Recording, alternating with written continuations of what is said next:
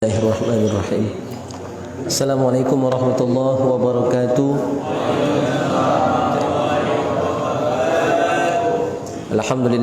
Alhamdulillahirabbil alamin wassalatu wassalamu ala asyrafil anbiya wal mursalin sayyidina wa maulana Muhammadin wa ala alihi wa sahbihi ajmain. Amma ba'du. Alhamdulillah wa syukrulillah ala nikmatillah. Senantiasa dan selalu kita bersyukur, memuja dan memuji Allah siang malam petang pagi, kapanpun dan dimanapun, untuk selalu bersyukur, memuja dan memuji Allah Subhanahu Wa Taala. Karena sebagai hamba yang pacak kita lakukan cuma nak muji, cuma nak bersyukur. Kalau nak malas tak kepacak, ya. Maka ibadah kita itu sebenarnya bukan balasan, tapi cuma ungkapan syukur. Ungkapan terima kasih lah hidup ke, mau kasih lah dapat nikmat, makasih masih tetap hidup sampai hari ini, ya. Jadi kalau nak balas tak akan sebanding. Tidak usah nak balas jasa Allah, kebaikan Allah, balas jasa orang tua lagi tak sanggup dan tak akan pacak, ya. Maka yang pacak kita lakukan setiap saat, setiap waktu adalah alhamdulillah, bersyukur kepada Allah dengan lisan kita, dengan hati kita, betul-betul mensyukuri nikmat Allah tadi, dan dengan perbuatan kita berupa mengamalkan, menggunakan nikmat-nikmat tadi untuk taat.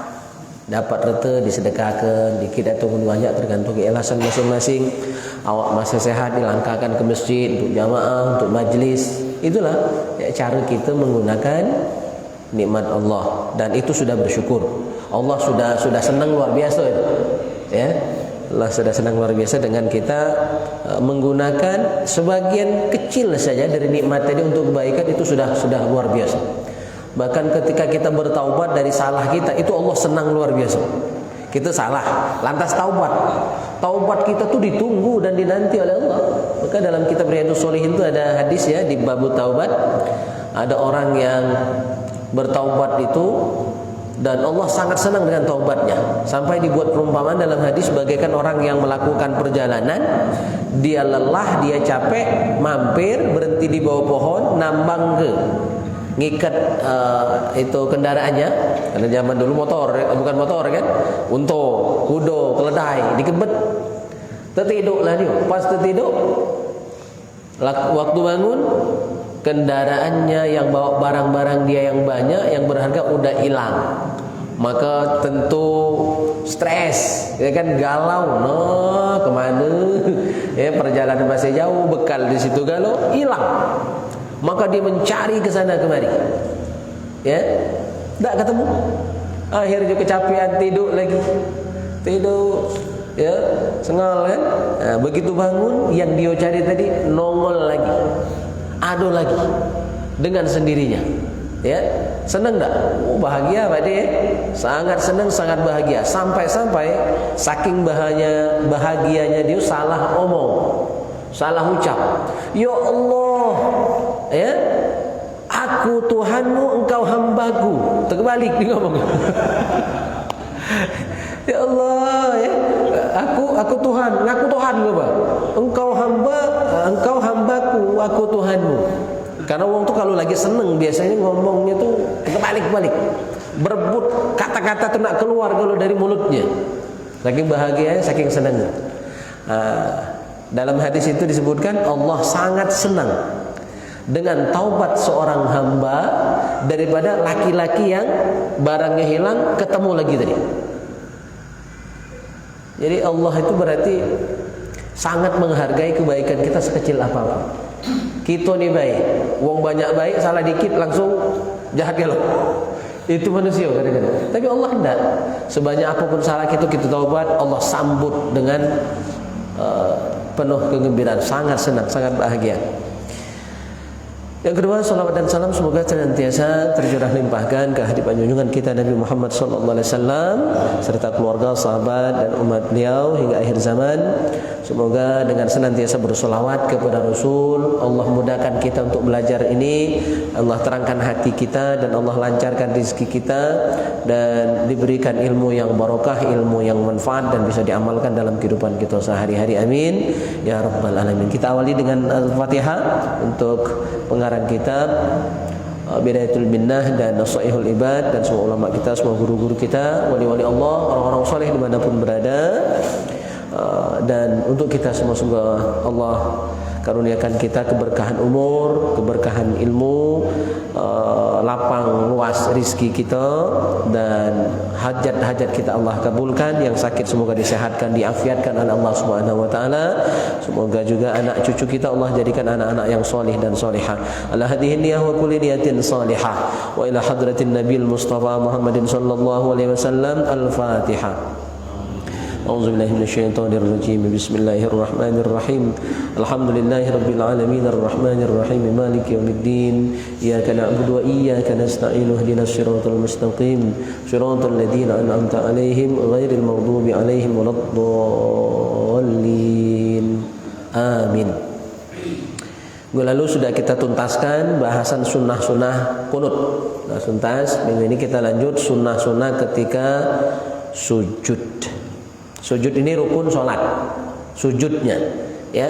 Nah, tapi dalam sujud ini ada beberapa sunnah yang harus kita perhatikan agar sholat kita bukan hanya sah, tapi juga mendapatkan keutamaan.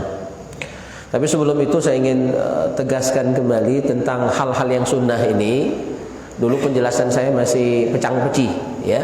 Nah, sekarang kita ambil kesimpulan begini. Jadi sunnah-sunnah dalam sholat itu, yang ada yang ketika ditinggalkan, tidak dikerjakan, dia hanya makruh karena meninggalkan sunnah itu saja. Jadi ruginya cuma karena meninggalkan sunnah itu saja. Artinya kemakruhannya bersifat parsial, siko, satu poin saja. Meninggalkan poin itu ya makruhnya di situ saja. Tidak makruh secara keseluruhan, ya. Tidak sholatnya secara total jadi makruh semua, enggak, ya. Nah, ada yang seperti itu. Yang kedua, ada yang makruh walaupun cuma satu, tetapi ketika dilakukan sholat secara umum jadi makruh. Berarti dari awal sampai akhir kati pahala, cuma sah dan menggugurkan kewajiban saja. Nah, jadi sunnah-sunnah sholat ini lebih kurang dibagi dua seperti itu, ya. Nah, ini kemarin itu masih agak pecang-pecih lah. Pecang-pecih itu apa di bahasa Indonesianya? Ya, nah, kita simpulkan begitu. Jadi seluruh sunnah sholat itu ada dua itu.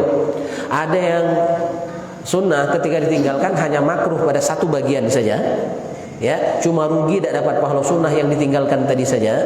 Tapi ada yang ketika ditinggalkan satu itu dia merusak seluruhnya, jadi makruh semua gara-gara satu. Nah, contoh yang terakhir ini yang fatal itu misalnya jarak antara shop, ya, sop 1, sop 2, atau imam dengan sop pertama yang tidak boleh 3 hasto. Makruh yang ini berlaku seluruh. Artinya batal pahala jamaahnya, tidak dapat pahala jamaah. Nah, tapi kalau yang satu tadi misalnya ngangkat tangan waktu takbir, Allahu Akbar. Nah, ketika waktu takbir dan ngangkat tangan, makruhnya pada masalah itu saja. Ya, jadi makruhnya hanya pada poin itu saja. Tidak dapat pahala dari segi ngangkat tangan. Atau sunnahnya bersedekap. Nah, bersedekap ini sunnah. Ya, tahta sadri wa fawqa surah. Dalam mazhab Syafi'i di bawah dada, di atas pusat. Begini. Tidak di bawah pusat, tidak di dada, tapi di bawah dada, di atas pusat, seperti ini. Tidak juga selonjoran. Nah, seandainya selain ini kita di bawah pusat atau begini atau lurus saja, makruh. Nah, makruh tadi hanya untuk poin itu saja, tidak secara keseluruhan. Gitu.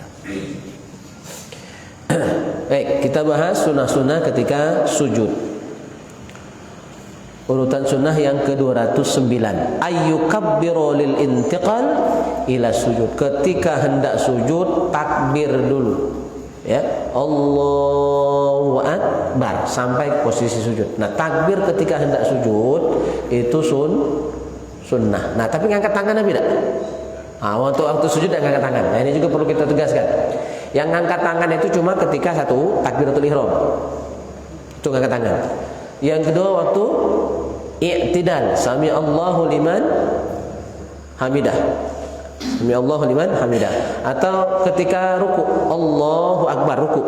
Jadi waktu takbir, waktu ruku, waktu i'tidal. 3 kan?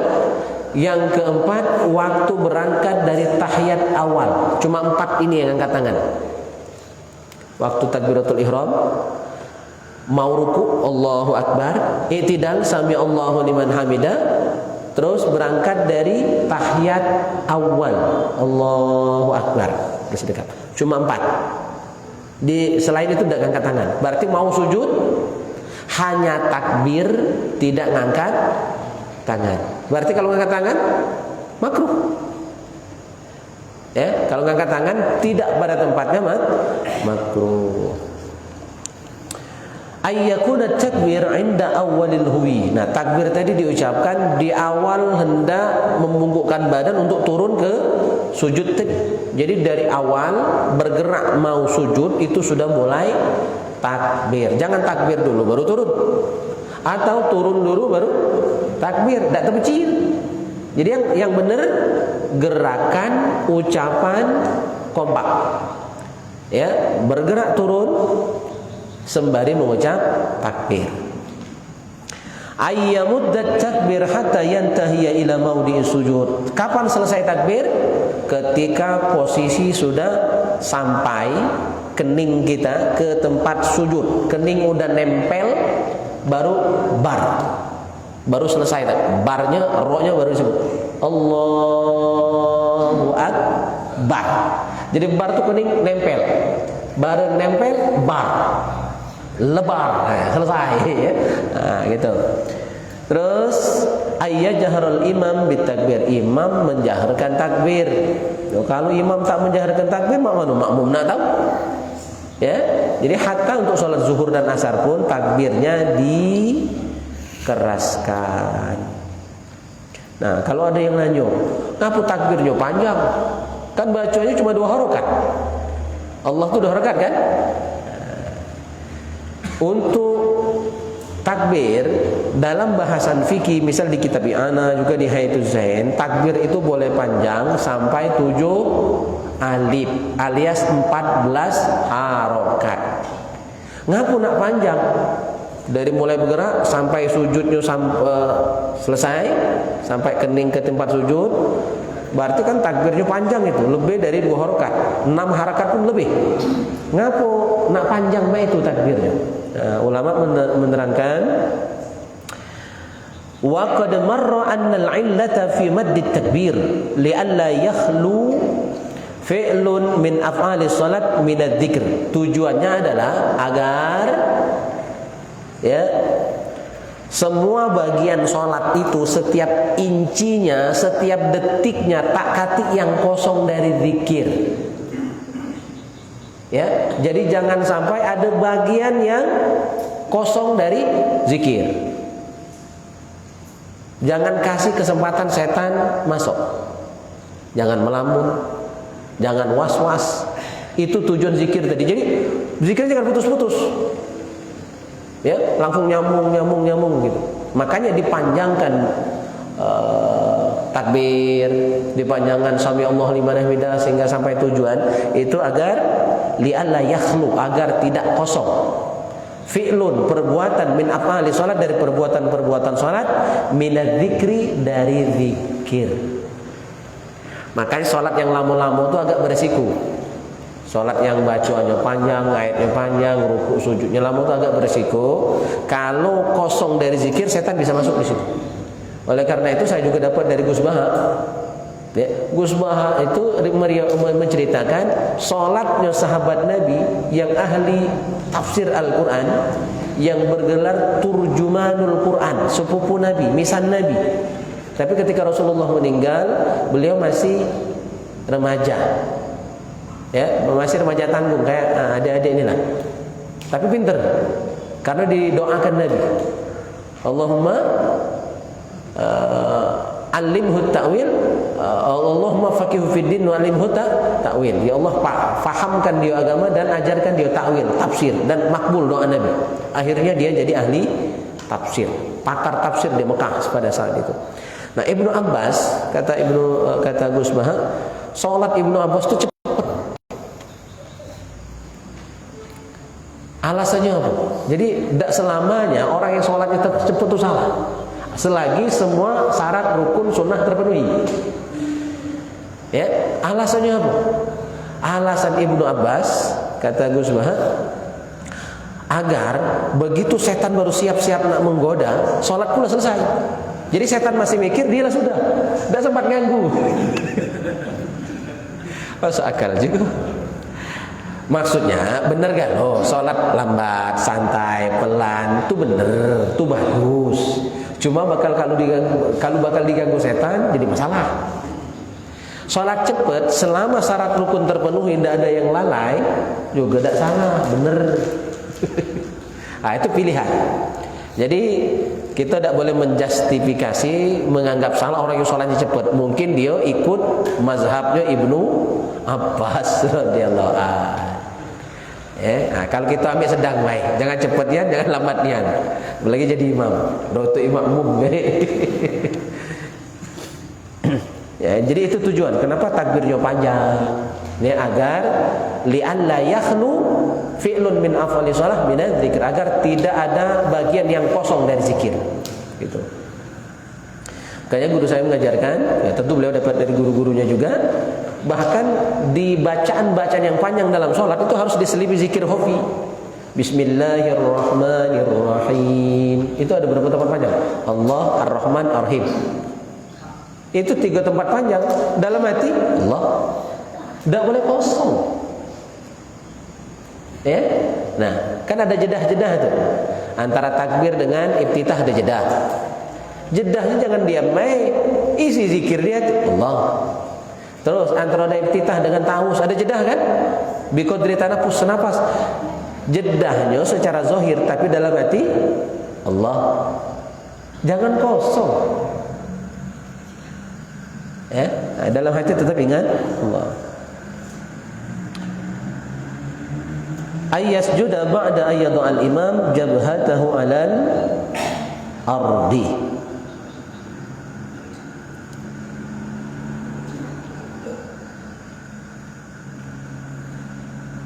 Nah, untuk makmum kapan turun untuk sujud? Setelah imam sampai keningnya ke sujud.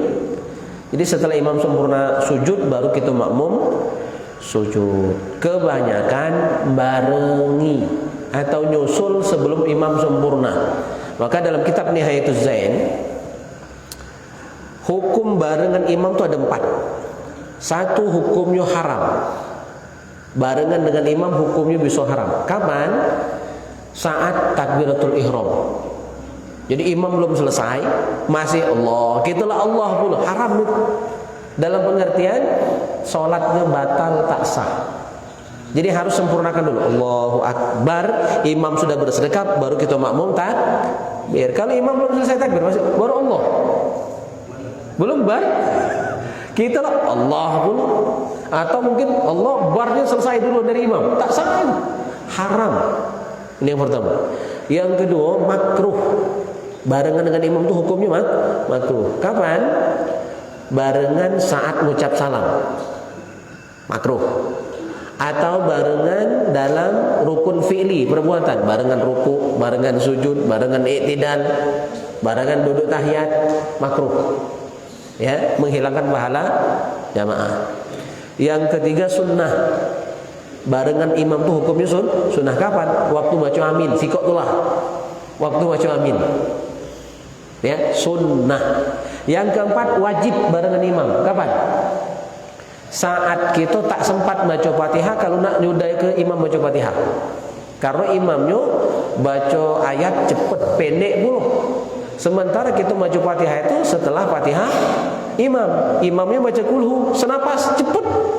Mana kejar kita nak baca Fatihah?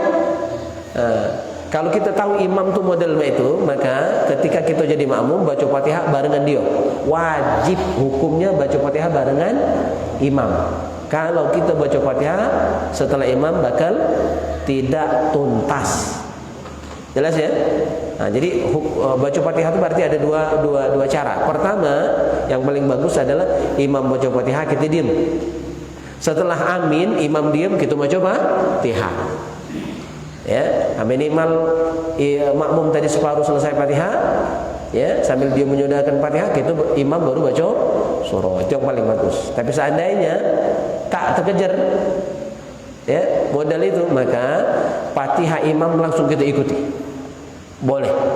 Bahkan hukumnya wajib kalau bakal tak dapat Fatihah. Selain dengan cara barengan imam. Nah, ini 4 hukum barengan dengan imam. Ada haram, ada makruh, ada sunnah, ada wajib. Tapi dalam hal sujud kalau barengan makruh.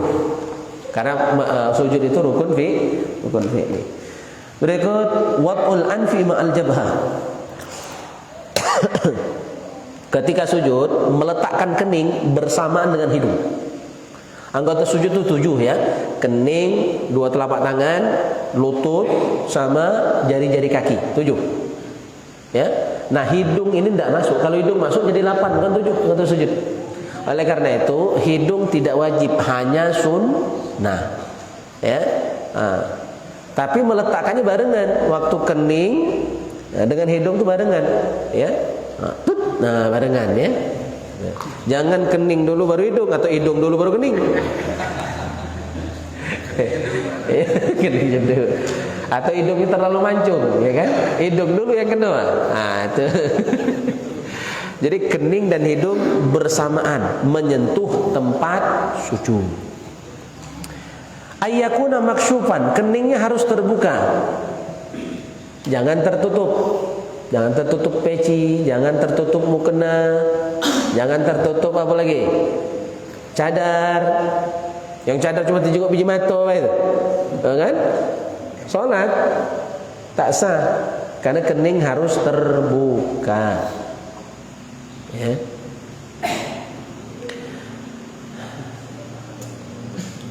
Ayyakuna wad'uhu muqtarinan biwad'il jabhat ala musalla.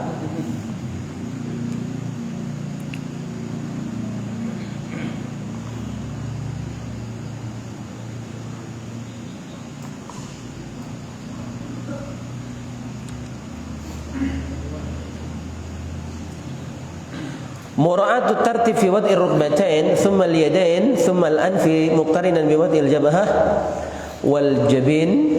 Nah, ketika sujud dalam mazhab Syafi'i itu harus urutan. Ya, pertama turun lutut. Sudah itu tangan, baru kening dan hidung. Lutut, tangan, kening dan hidung. Waktu berangkat kening, tangan, terakhir baru lutut. Ada juga riwayat yang nekan, ada yang dia di paha. Nah, itu ada beberapa pilihan, silakan. Nah, yang tak kati itu kening dulu, baru tangan, baru lutut. Nah, itu tak kati. Ya. Nah, jadi cuma 2 pilihan. Ya. Jadi pilihan pertama dalam mazhab Syafi'i lutut, tangan, kening. Kalau dalam mazhab Maliki tangan, lutut, kening. Kati pilihan ketiga, kening dulu. Nah, itu dah kati. Sarung dulu sujud model itu. Nyungkor. Itu sungkor itu tuh. Dah kati. Ayyadha ayadaihi maksyufa. Tangan kita terbuka. Ya, tangan kita terbuka. Alla yafrasha dhira'aihi 'alal ardi. Nah, tangan jangan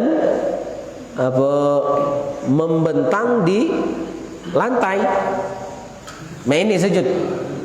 Ya, jadi harus diangkat. Yang menyentuh tempat sujud itu telapak tangan, bukan lengan. Lengan harus diangkat. Kalau lengan ditaruh makruh. Itu sujud anjing. Nah, dan itu terlarang. Ya, dalam hadis Nabi disebutkan idza sajada ahadukum fala yaftarish yadayhi iftirashal kalbi. Kalau sujud jangan seperti anjing. Ya, mana anjing? Ya, ini. Nah, jadi harus diangkat. Tangan jangan dikapar ke lengan, dikapar ke di sejadah. Itu sujud anjing, makruh. Terus wa ayyuqilla batnahu ayyujafiyar rajul mirfaqaihi an janbaihi.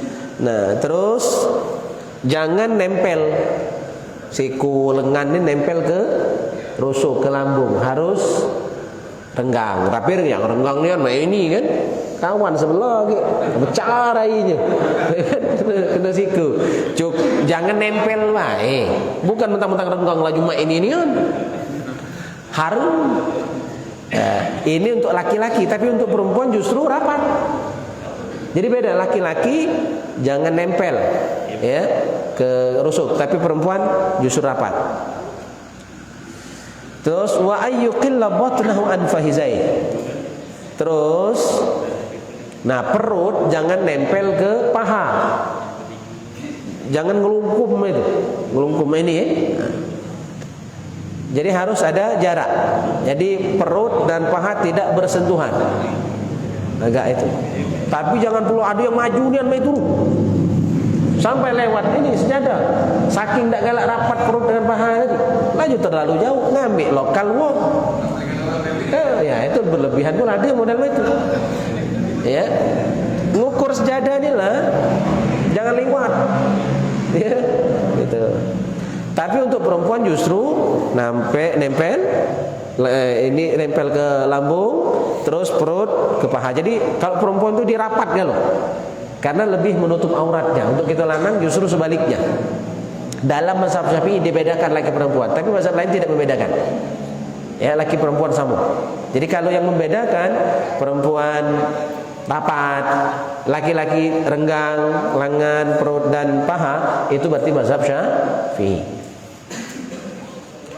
Ayakula fi sujud subhana rabbiyal a'la. Nah, ketika sujud sunnahnya baca tasbih subhana rabbiyal a'la, atau ada riwayat menambahkan wa bihamdi.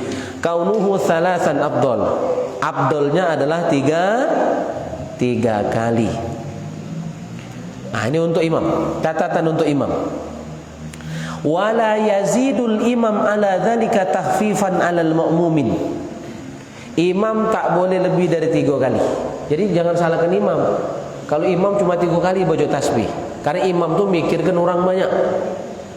Makmum apalagi salat Jumat, ada tua, muda, ada yang sehat, ada yang sakit, ada yang pening kepala, ada yang pening buntu, ya kan? Ada yang pening kelamaan jomblo, itu pening kelamaan sujud. Oleh karena itu imam itu dia memikirkan banyak orang. Jadi mungkin kita yang biasa sujud lama-lama agak protes dengan imam. Imam sujudnya dengan niat. Jangan.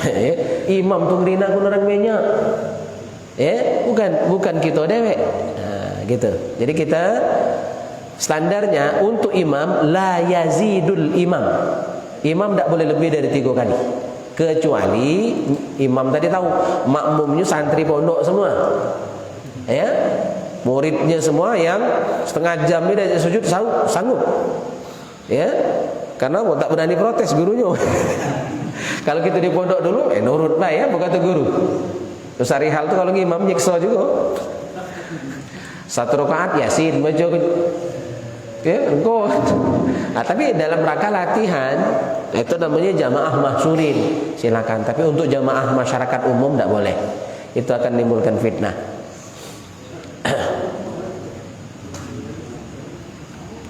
Terus disebutkan di sini ada beberapa variasi. Ya, doa sujud, tasbih sujud. Jadi yang biasa kita pakai subhana rabbiyal a'la wa bihamdi, tapi ada versi lain. Nah, disebutkan di sini. Mau panjang. Baik, sampai di sini bahasan kita. Silakan, ya.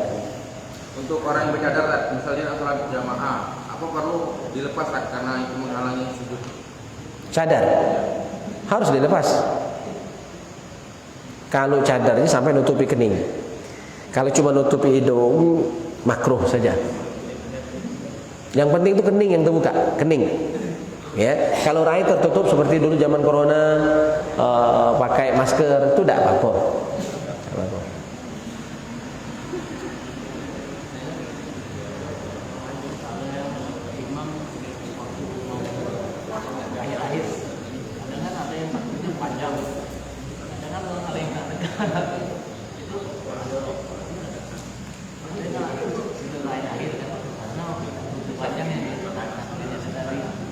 Oh ya. Ya. Ya seharusnya pendek saja. Jadi takbir tuh ngukur jarak. Kalau cuma dari duduk ke sujud, dari sujud ke duduk antara dua sujud atau ke tahiyat kan pendek. Allahu Akbar. Cukup pendek saja. Yang panjang itu hanya ketika misalnya dari sujud ke berdiri, dari berdiri ke sujud, itu yang harus panjang. Tapi seandainya tadi panjangnya agak panjang dikit, tidak sampai berlebihan, tidak jadi masalah juga. Ya. Tapi sebenarnya sedang saja. Kalau dari duduk ke sujud, Allahu Akbar, cukup kan? Karena udah sampai, jaraknya dekat. Iya. Dan harus ada kode-kode tertentu. Misalnya untuk sujud terakhir atau takbir ketika kita harus tahiyat. Nah, itu takbirnya agak ada kasih kode dikit. Kalau tua dulu ada kode seperti itu. Allahu Akbar. Nah, itu biasanya udah terakhir itu. Enggak nyambung lagi. Ya. Allahu Akbar. Agak lebih pendek, lebih singkat, dan ada irama yang dibedakan dari irama takbir sebelum-sebelumnya. Sebagai penanda, habis. Makmum udah paham. Kalau takbirnya iramanya itu berarti habis.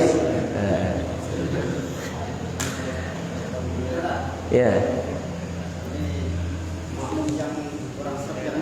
Ya, ya.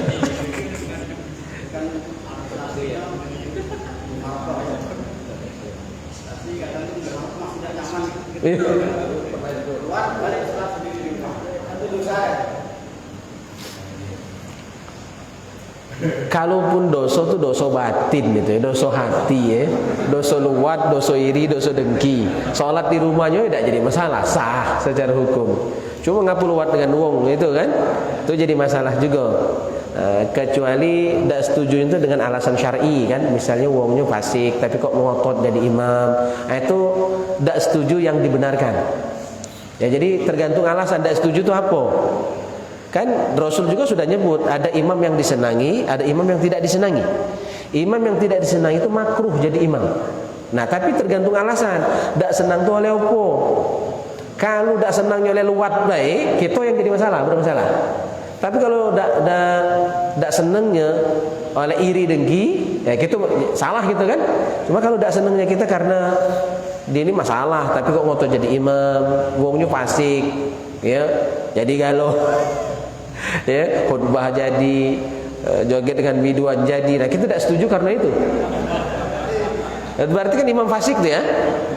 Imam fasik itu. Kita tidak setuju, itu benar alasannya. Karena kita wajib tidak senang dengan ketidakbenaran. Ya. Joget dengan biduan, ya kan? Kalau nyanyi baik, tidak perlu lah kan. Masih ini biduan pokoknya nguri depan dia kan. Nyawer dulu kan. Nah, kalau laki bini oke lah. Pak RT galak nyanyi laki bini kan. Ini biduan manggil pula kan. 3. Khotib dia. Itu dah kurang seret. Misal kita tidak setuju karena caranya itu it's okay. Ya. Tapi sebenarnya tetap karena siapa dulu? Hajjaj bin Yusuf Al-Thaqafi itu yang membunuh cucu Nabi Husain bin Ali. Itu kan gubernur Madinah. Zaman dulu yang namanya pemerintah, pemimpin itu, dia pemimpin agama, pemimpin negara. Jadi Hajjaj bin Yusuf itu orang fasik. Cucu Nabi dibunuhnya. Kurang apa dosanya? Tapi ketika dia jadi imam, Abu Hurairah saat itu masih hidup. Kalau tidak salah Abu Hurairah ya. Abu Hurairah tetap jadi makmum. Abu Hurairah itu siapa? Saya ingat lupa namanya. Tapi ada ulama yang tetap menjadikan dia sebagai imam. Karena memang ada hadis Nabi, sholat dari belakang imam meskipun imam itu fajir. Tapi ulama menghukumkan makruh. Nah, beliau tadi yang tetap sholat di belakang Hajjaj bin Yusuf Al-Thaqafi itu untuk menunjukkan hukum bolehnya. Ya, jadi selevel ulama besar ya saja tetap seperti itu untuk menunjukkan kebolehan. Ya, jadi tetap lebih baik berjamaah, tetap lebih baik. Masalah yang kurang seret tadi ya itu tinggal kita manajemen hati kita.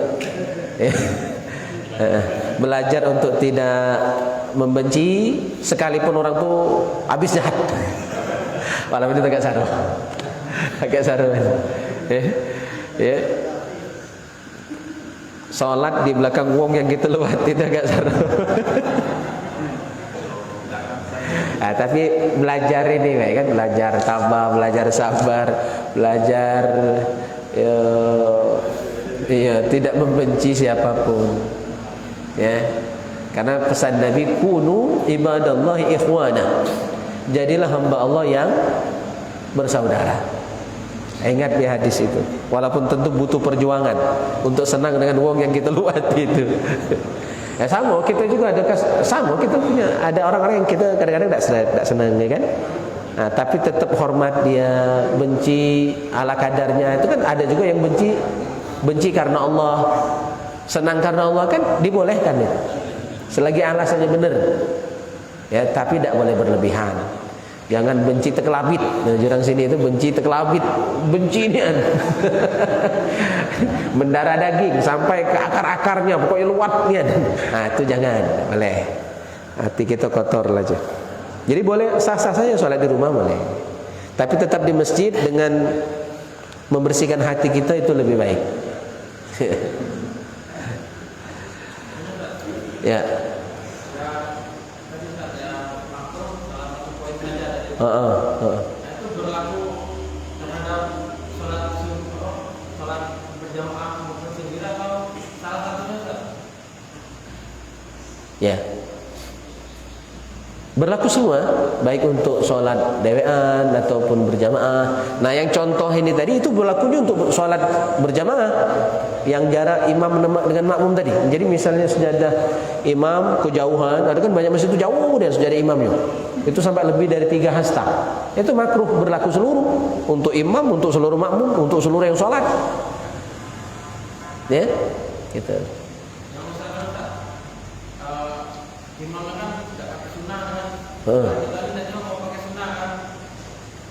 Tapi karena makmum kan, jadi mengikuti imam itu memang tetap dihitung tidak dapat pahala sunnah itu, atau karena adanya tadi dapat pahalanya Ustaz? Imam meninggalkan sunnah kita tidak. Jadi ketika itu dilakukan oleh imam, itu berpengaruh ke makmum. Makanya memang nak benar-benar ya, yang jadi imam itu bukan cuma memperhatikan rukun, tapi juga sunnah-sunnah. Satu pun kalau baca tidak kati yang tinggal kecuali darurat. Ya, berpengaruh dia ke makmum.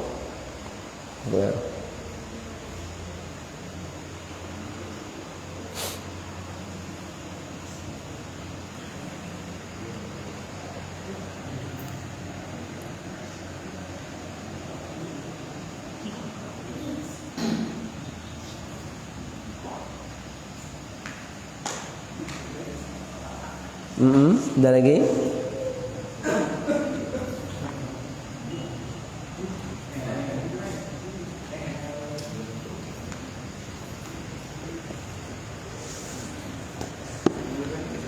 Oke, itu tak ada. Kita lanjut kitab Nasaihul Ibad.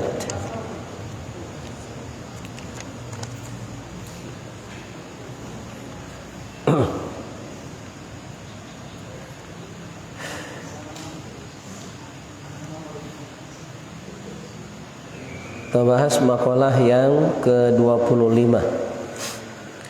Wal maqalah al-khamisah wal 20 qila al-muqirru bit taqsir ay bil ajzi anit ta'at abadan mahmudun wal iqraru bit taksir alamatul qabul li'annahu isyaratun ila adamil ujub wal kibr. Makalah yang ke-selawe, yang ke-25 dari kitab Nasaihul Ibad, dikatakan oleh ulama, orang yang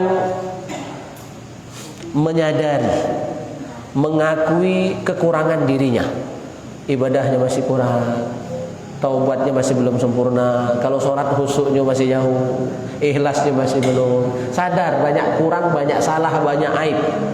Itu bagus. Ya, itu tanda alamatul qabul, tanda amal kita diterima. Jadi kalau kita nak tahu solat kita diterima apa belum, puasa kita diterima apa tidak oleh Allah, haji kita mabrur apa tidak, tanya hati kita. Ya, ini bukan urusan ngomong dengan orang apa tidak, urusan cerita. Kalau lah jadi cerita itulah dibumbui biasanya. Cukup kita sadar di dalam hati kita masing-masing. Perasaan apa yang muncul di hati ketika sudah selesai ibadah? Kalau perasaan merasuk, tenang dalam hati itu. Pasti terima solat. Aku kan ustaz. Aku kan kiai. Ya. Aku pasti diterima. Ya kan? Merasanya diterima dengan merasa dirinya pantas, layak, ya. Ya. Itu berarti tanda ibadahnya ditolak biasanya. Ya. Jadi ciri yang amal kita diterima Allah, kita merasa masih belum sempurna dengan ibadah kita tadi. Masih merasa kurang. Tanda taubat kita diterima, kita merasa belum taubat. Sehingga taubat lagi, istighfar terus. Tak serhentian. Kalau merasa taubatnya diterima, akhirnya stop istighfar, stop taubat. Sudahlah terima taubat, tidak perlu istighfar lagi. Itu tanda tidak terima berarti taubatnya. Itu juga salat. Ya, jadi bagus, merasa kurang itu bagus. Ya. Karena kata Syekh Nawawi,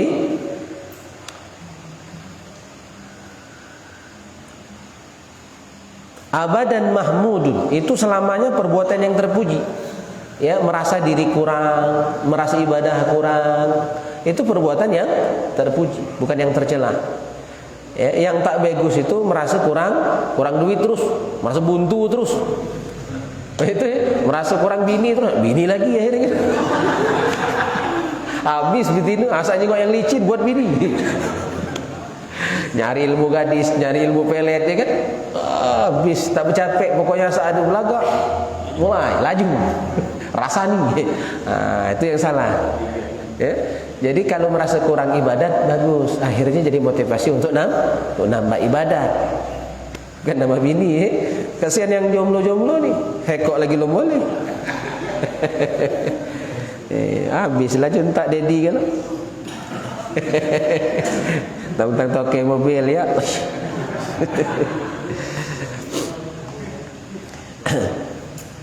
Kenapa itu bagus? Kenapa itu terpuji? Li'annahu isyaratun ila adamil ujub wal kibr. Ketika kita merasa banyak kurang, berarti tak kati ujub di hati kita, tak kati sombong di hati kita. Jadi orang ujub tu merasa ibadahnya layak diterima. Tak mungkin solatku tak diterima Allah. Pastilah. Kan aku ustaz. Padahal belum tentu. Kadang-kadang yang lebih diterima Allah tu solat orang awam. Cuma dia belajar. Karena ustaz kadang-kadang banyak ngakali, karena dia tahu salah kan, dia akali hukum. Na'udzubillah min zalik. Lanjut. Qila, dikatakan kufranun ni'mah lu'mun. Kufur nikmat itu adalah kurang ajar. Orang yang kufur nikmat itu tidak bersyukur atas nikmat. Lah diberi masih kurang. Ya. Tak bersyukur. Ya, itu termasuk lu'mun. Lu'mun itu apa? Hina, kurang ajar, ya, tidak beradab, tidak sopan dengan Allah. Wa suhbatul ahmak syu'mun, dan berteman dengan orang yang dungu itu adalah sial, celaka, ghairu mubarak, tidak dapat barokah. Khoslatani man kanata fihi katabahu Allahu syakiran sabiran. Ada dua hal yang apabila kita lakukan, kita tercatat sebagai orang yang penyabar sekaligus orang yang pandai bersyukur. Ya. Wa man lam takuna fihi lam yaktubhu Allahu syakiran wala sabiran. Tapi kalau tak melakukan dua hal ini, berarti kita bukan orang sabar, bukan orang yang syukur. Nomor satu, orang yang sabar sekaligus syukur itu adalah man nazara fi dinihi ila man huwa fawqahu faqtada bihi. wa nazara fi dunyahu ila man huwa dunahu fahamidallah ala ma faddalahu bihi alaihi katabahallahu syakiran sabiran. Dalam hal dunia nyengok ke bawah sehingga kita bersyukur, oh labetnya masih ada yang lebih saru dari kita. Alhamdulillah hari ini masih baca makan walaupun cuma makan nasi, tak belauk, cuma ngarang uya baik, besok tangan ngarang uya. Ya, jadilah ada yang tak makan nasi sama sekali. Ada yang cuma makan gedok, orang zaman dulu kan. Ada yang cuma makan daun. Nabi Isa alaihissalam itu tinggal di hutan sama ibunda beliau Siti Maryam, cuma makan pucuk-pucuk daun-daun yang ada di hutan, cuma makan buah-buahan yang tumbuh liar di hutan, saking miskin. Maka bersyukur kita kalau masih ada yang dimakan. Yang pengajian ada makanan. Zaman Nabi dulu mana pengajian model main? Tai lempar ke kawan, betu lempar ke orang ke Nabi. Maka Habib Umar tu nangis. Begitu pengajian kemana-mana kan disambut pakai terbangan, tolal badru alaina, makanan siap, hotel disiapkan kalau ceramah kemana-mana tu, speedboat siap nyemput, ya kan? Jongkok saya pun ceramah mana hari. Maka Habib Umar nangis, ya Allah, Nabi dulu dak mak ini, kan? Jauh. Jadi dalam urusan dunia jengok ke bawah, jangan ke atas. Jangan jengok yang lebih sugih, jangan jengok yang banyak mobil. Jengok yang tak katik mobil. Alhamdulillah walaupun cuma motor buru, ya inilah alhamdulillah. Ada yang cuma berkereta. Yang berkereta jengok yang jalan kaki. Ya kan, jangan jengok yang bermotor. Tak bersyukur, cuma berkereta ngal kaki. Jengok ke bawah. Yang jalan kaki jengok yang lumpuh. Ya kan? Jadi pandai bersyukur. Yang lumpuh jangan jengok yang main bola kaki itu. Sialan kata-kata dia pacak main bola, aku cuma duduk tidur baik tempat tidur. Yang lumpuh jengok yang masih hidup. Mati kan, bukan cuma lumpuh, mati dia. Jadi jengok ke bawah, jengok yang lebih saraf, jengok yang lebih buntu. Ya, insyaallah pandai bersyukur. Dalam urusan akhirat jengok ke atas, jengok yang lebih soleh, jangan jengok yang lebih lebih tak taat. Si anu tu tak sembahyang kayu itu kalau dulu nilai akhir tak sembahyang. Agama lihat ke atas. InsyaAllah kalau kita melakukan itu, kita jadi orang yang syukur sekaligus sabar. Berikutnya wal maqalah hasabi'ah wal 20, maqalah yang ke-27. Ini dalam bentuk syair. Mata ni caklah bergoyor dulu ni. Ya man bidunyah ishtaghal, wahai orang yang sibuk dengan urusan dunia. Sibuk mencari lupa sembahyang, sibuk mencari lupa majlis. Ya, padahal telat-telat pergi jangan tidak sama sekali kan. Telat masih datang, alhamdulillah. Tidak nyinggung tidak ke tu? Nyindir baik. Yang sibuk dunia tu tak niat datang walaupun telat. Ya kan? Ya man bidunyah ishtaghal, wahai orang yang sibuk dengan dunia. Qad gharrahu tulul amal, sudah menipu dirinya. Qad gharrah, sungguh dia telah tertipu tulul amal oleh panjang angan-angan. Tenang be, minggu depan ada, minggu depan tak datang lagi. Tenang be, bulan depan baca. Jadi itu tulul amal tuh, kagi. Ya kan? Lama-lama tak datang. Lama-lama malu, lama-lama sungkan. Ya, itulah yang mutaber, mundur tanpa berita. Awalnya absen sekali 2 kali. Makanya saya majlis ini nak dijaga nian. Liburnya jangan lama-lama. Paling-paling seminggu 2 minggu. Kalau lah libur sebulan, malu nak ulang. Jamaah langsung kan sudah bubar. Pengalaman. Ya, gawe baik itu mah itulah. Contoh, beberapa bulan yang lalu saya ditelepon ya dari Pemkab nak ngidup ke lagi sedekah Jumat. Ujiku aku tidak lagi di situ. Dulu hari Jumat ya kosong. Sekarang hari Jumat saya ngajar, Sabtu Minggu yang saya libur. Terus barang-barangnya disumbangkan ke pesantren sebagian peralatan untuk masak itu. Terus tim kami lah pecah lah nyebar. Yang bujang lah nikah. Tinggal ini yang masih bujang ya kan. Erwin Kokik itu lah nikah. Lah bubar. Mak mana nak ngerak lagi tim yang lah bubar itu? Tak sanggup. Carilah orang lain. Sampai sekarang tidak berjalan sedekah itu. Ngapa? Lah mati 3 tahun. Sedekah Jumat itu jalan 3 tahun, mati 3 tahun. Nak dihidup lagi. Apa macam hidup ini? Laju cuma kau sanggup. Ngajak orang pegawai tak mengaji. Jadi ternyata baru tahu selama ini. Yang pegawai 3 tahun bermasak, nyuci piring itu orang yang tahan banting, upahnya cuma makan itulah. Dianggap uang selama ini dapat untung gitu. Padahal korban lagi kan. Belanja kurang, nambahi yang belanja tadi. Masaknya dewek sengal tu. Itulah nasib. Kalau lah mati saru nak hidup menjadi kita masuk pengajian ini. Kalau liburnya lah ke Labuan, maka saya jaga, jangan sampai lama. Seminggu 2 minggu kalau libur. Kalau lah sebulan, dan alhamdulillah kita belum pernah libur sebulan kecuali Ramadan. Nah itu biasanya nak mulai lagi itu kadang-kadang kaget, masih sibuk lebaran, ya kan?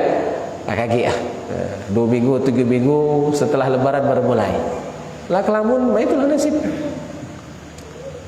Ngapa? Karena biasanya kita tulul amal, panjang angan-angan. Kaget itu kan panjang angan-angan nama. Merasa masih ada umur, merasa masih baca melakukannya. Padahal kita tidak tahu ajal kita kapan. Oh sini tadi, bukan sini ya. Awalam yazal fi ghaflah.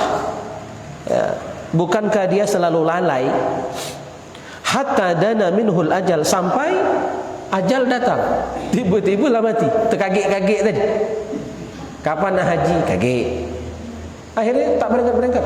Kapan semayang? Kaget, nunggu tunggu. Ngomong nunggu tunggu tadi umur orang 60. Kapan tuanya malah 60 tu? Ya. Jangan tunda-tunda kebaikan. Kita tidak tahu ajal. Jadi ingat kematian. Makanya kita di Majelis Al-Maghfirah itu belajar bab kematian terus.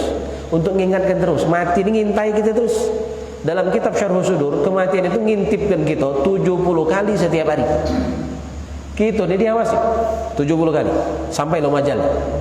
Kita lalai. Ya. Al-mautu ya'ti baghtah. Kematian itu akan datang tiba-tiba. Kematian akan datang tiba-tiba. Apalagi kita lah di akhir zaman ini. Banyak mati mendadak kan? Mati mendadak. Sudah olahraga mati. Ya, ada yang bangun tidur tak bangun lagi. Ya, al-maut ya'til baghtah, ya'ti baghtah. Kematian banyak datang tiba-tiba. Wal qabru sundukul amal. Kubur itu adalah kotak amal. Jadi kubur itu kotak-kotak. Kotak amal artinya nak selamat di kubur kalau banyak amal. Ya, kalau kati amal selesai, kena azab, kena siksa, kena himpit di kubur. Tapi kalau kita ada solat, ada puasa, ada zakat, sudah sering kita bahas. Solat kita datang nolong, musir malaikat mungkar nakir. Tak pacak kau nanya dari kepala, solatnya datang dari kaki, dihalau seluruh amal soleh kita. Akhirnya tertolong. Makanya kata ulama ini, wal qabru sundukul amal. Kubur itu kotak amal. Sunduk itu kotak, tempatnya amal. Artinya yang pacak selamat di kubur yang punya amal. Yang miskin amal saru. Isbir ala ahwaliha. Nah, kalau kata amal, tahankan. Isbir ala ahwaliha. Tahankan dengan kengerian-kengerian yang ada di kubur itu. Ada himpitan kubur contohnya, Dawtatul Qabr. Di mana himpitan kubur itu orang yang awaknya besar, tinggi, jolor. Ketika himpitan kubur itu terjadi, maka orang itu akan menjadi kasya'rati, seperti sehelai rambut. Awak adik besar tinggi, awak Dani ini besar tinggi, ya kan? Kalau dihimpit kubur jadi sehelai rambut. Itu ahwal fil qabr. Kengerian yang terjadi di kubur itu sampai segitunya. Nah, kalau kata amal, isbir, siap-siaplah, tahan gitu. Ya, nah. La maut illa bil ajal. Tidak ada kematian kecuali dengan ajal. Artinya setiap mati pasti ajal. Tak kati mati yang kebetulan. Semuanya ajal. Baik matinya karena sakit, ya, ataupun tidak sakit, semua sudah ajalnya. Termasuk mati bunuh diri, itu juga ajal. Ya, cuma ajalnya datang melalui mati bunuh diri. Semua kematian karena ajal.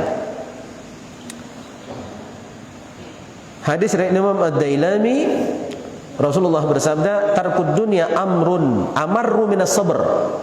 Meninggalkan dunia itu lebih pahit daripada sabar.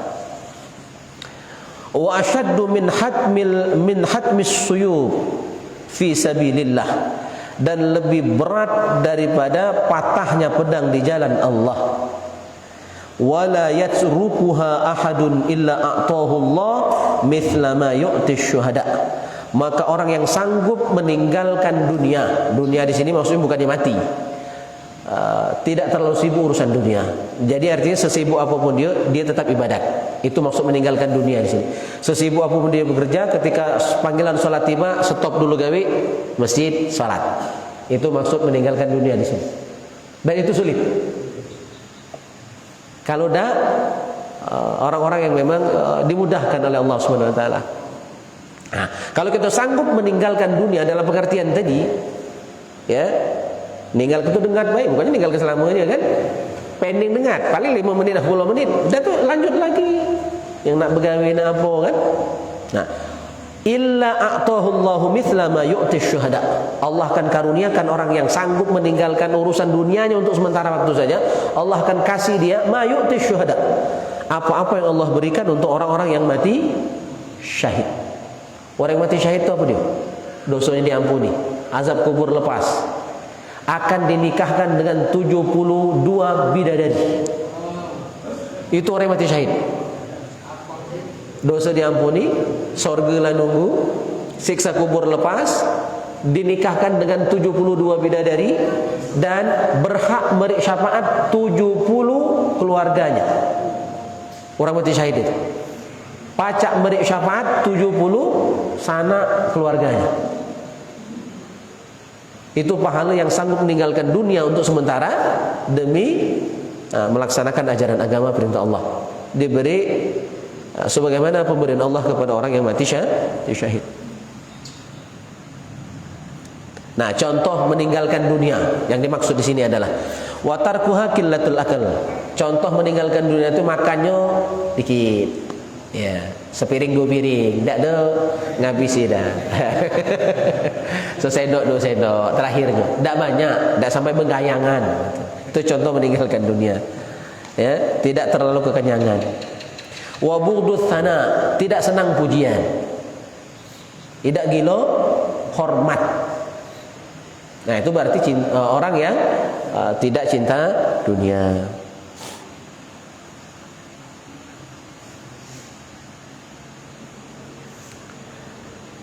Terakhir, hadis riwayat Ibnu Majah, man kanat niyatuhul akhirah jama'allahu lahu syamlahu wa ja'ala ghinahu fi qalbihi wa atatuhu dunya raghimah.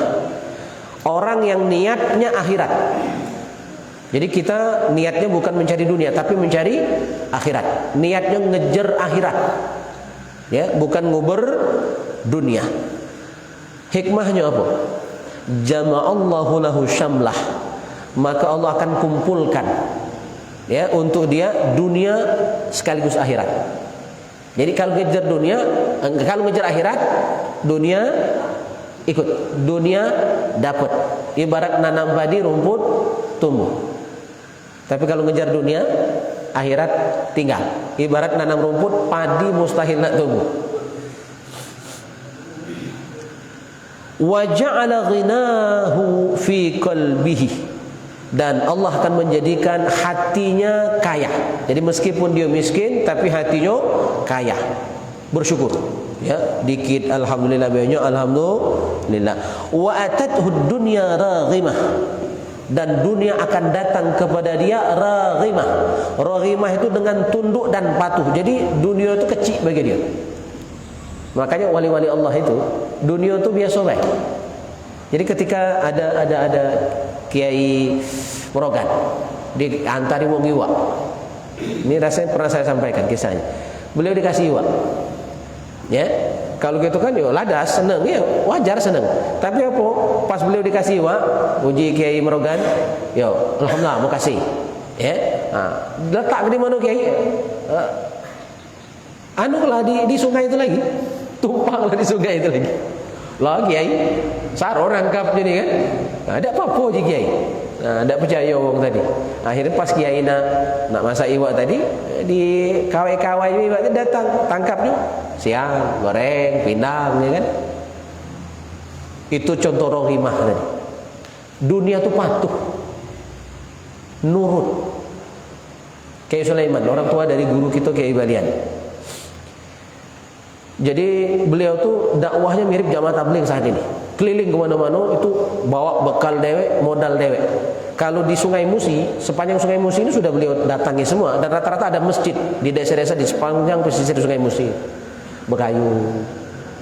Ya, kalau di darat, nukung keruntung murid-murid santri-santri. Lemak kita sekarang bikers bermotor, kadang bermobil. Ngiring ke Kiai Sulaiman dulu, nukung keruntung. Apa isi keruntung tuh? Ya perbekalan beliau, beras dan seluruh lauk pauk. Ya, itu nukung keruntung. Suatu hari habis bahan, murid-muridnya kelaparan, hati lagi nak makan. Uji Kiai ambil buah rengas itu. Ya, kan, cuma secukupnya baik. Buah rengas, tahu deh buah rengas? Getah, kelat, pahit. Bukan makanan itu, habis. Itu lebih hebat dari getah macam. Habis bibir gitu. Mutu. Buah rengas tadi, rasa godo-godo. Tahu godo-godo? Pisang campur gendum digoreng gitu kan, yang hitam-hitam itu. Itu godo-godo. Rasa. Sudah, makan secukupnya, sekedar menghilangkan lapar. Buah rengas. Ngejut berubah jadi godo-godo. Nah, sudah melanjutkan perjalanan. Murid tadi rakus. Ngambil lagi untuk di jalan, ngemil. Pas dimakan balik asli. Balik asli buah rengas. Dan alhasil mulutnya jontor, kena getar rengas. Ngapo? Tidak berani ngomong, takut kena marah. Akhirnya ketahuan tulang. Rakus. Ya, akhirnya kasih minum sembuh seketika. Itu contoh rohimah. Dunia itu rohimah, tunduk patuh terhadap orang yang tidak cinta dunia. Maka semakin kita nganggap biasa be dunia itu, dia akan datang tunduk kepada kita. Tapi kalau kita ngejar-ngejar, kita yang jadi budak dia jadi ngeraja. Kita dibudak oleh dunia. Siang malam suruhnya begawi, buntu itulah.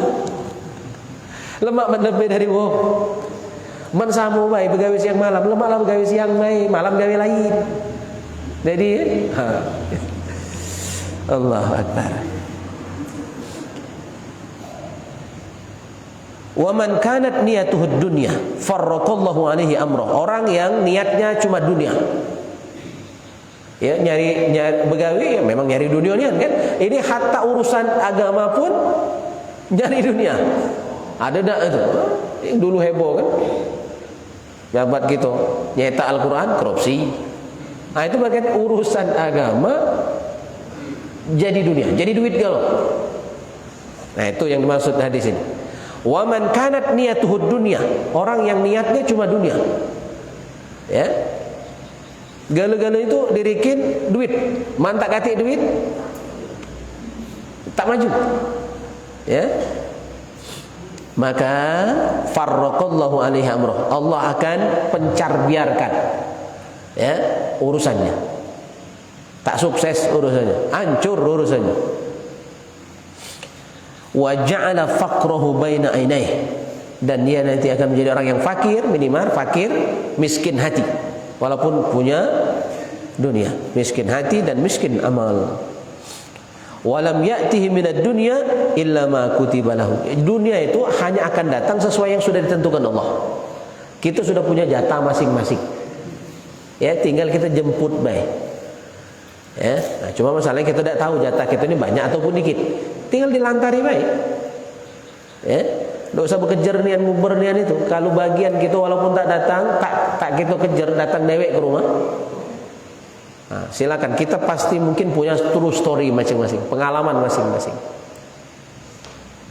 Ya, saya sudah sering mengalami hal-hal seperti itu. Jadi tidak baca, tidak yakin. Tidak baca, tidak yakin. Dunia itu datang dewek itu sangat banyak pengalaman terbukti. Ketika lagi sehat misalnya, kita biasa dapat rezeki sekian-sekian. Ya, seharusnya ketika sakit dan tidak begawe, seharusnya yang biasa dapat tadi kan putus. Dan ternyata saya pernah sakit beberapa bulan. Ternyata datangnya sama bahkan lebih, padahal begawe tidak. Maka saya ngomong sama istri, ya Allah, ini bukti. Ya, jatah kita tidak akan kemana. Datang dewek. Ya. Baik, sampai di situ bahasan kita. Jadi tenang baik ya, urusan dunia. Yang buntu sabar baik, yang jomblo sabar baik.